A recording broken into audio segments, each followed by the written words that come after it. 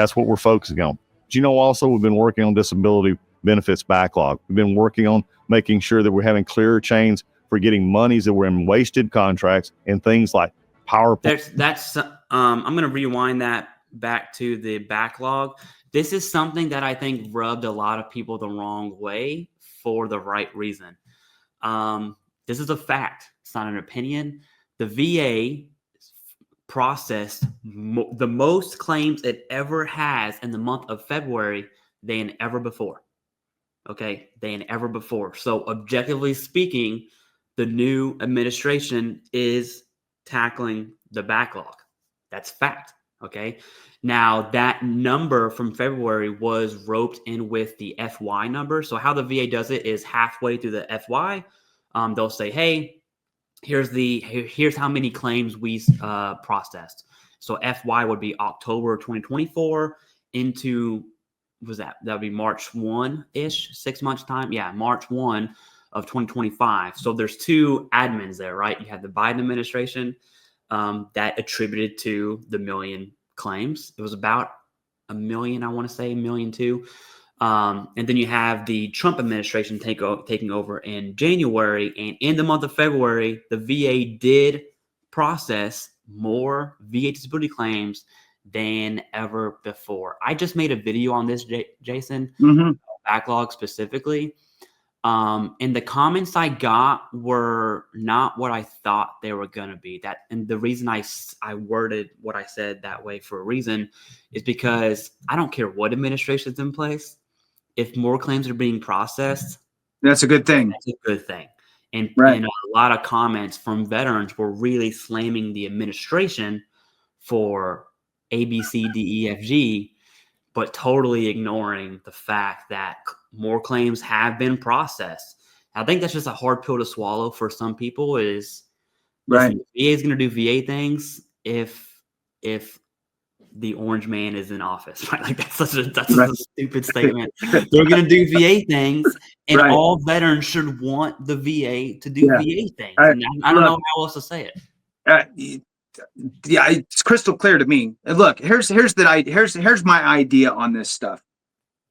Anytime, even Stan agrees, anytime that there is a win for veterans, no matter how big, how small, no matter who's doing it, we collectively should be going, yeah, because by doing that, we pack it to the snowball of veteran stuff. Mm-hmm. We pack it to the snowball, we solidify it, and we keep it rolling down the hill. It's when we do the opposite, ignore it, bulldoze through it, forget that it happened, then everybody else goes, well, fuck, they don't care anyway. Who cares? I mean, who are we doing this for? Nobody cares. So it won't matter if we don't, right? So I think that there's a dangerous mindset, I think, that we start to get. And sadly, the political landscape is so team oriented. And I mean, everybody's painting their face, and got their banners and all that stuff that, the huge foam finger, You're right. Exactly. Yeah. The huge foam finger. Which finger is it again? I can't. So yeah, it's that one. So I think that whatever the saying is, like, the forest through the trees, blah, blah, blah, all that stuff. Right. So I think that we really look, the election's already happened. We're moving. There's only so much. So let's be strategic with how we react to things, because a reaction can create different, versions of what we want as a veteran community. Reduce the backlogs. Who cares about the backlog? I am here pissed off about this. Oh, okay, well then we won't work on the backlog. Now, a funny thing is, Clay, and then I'll let you get back to it. So it's funny to me that February was the highest claims, numbers, right? Processed claims. It's amazing how fast you run when the bear is chasing you. Mm-hmm. You know what I'm saying? So urgency all of a sudden is like, whoo, guess what? I'm going to be super productive because I am not going to be the slow man on this team. I'm just saying, like, let's go. I'll run the fastest. You watch. I wonder if any of that had anything to do with it, because you have to admit that it was a chaotic time for, I mean, it still is for probably any, I mean, you federal employee, right? So you get it. You got to visually see it from a different perspective, and to still function, do your job, get everything done in a chaotic environment, that speaks to something. And I'm not sure where that's coming from, right? Is it coming from fear of losing your job? Is it coming from, we just want to be badass now because, you know, we're a new, stronger, leaner VA?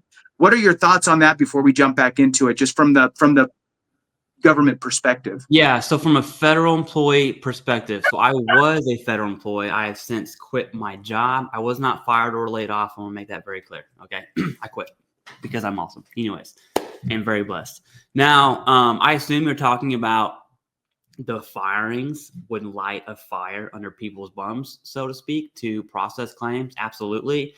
And I think from a self-interest perspective, if I'm a claims processor at the VA, depending on where you're at in that chain, if I know 10% of my office is getting cut, I don't have to be number one, but I'm not going to be in that bottom 10%, right?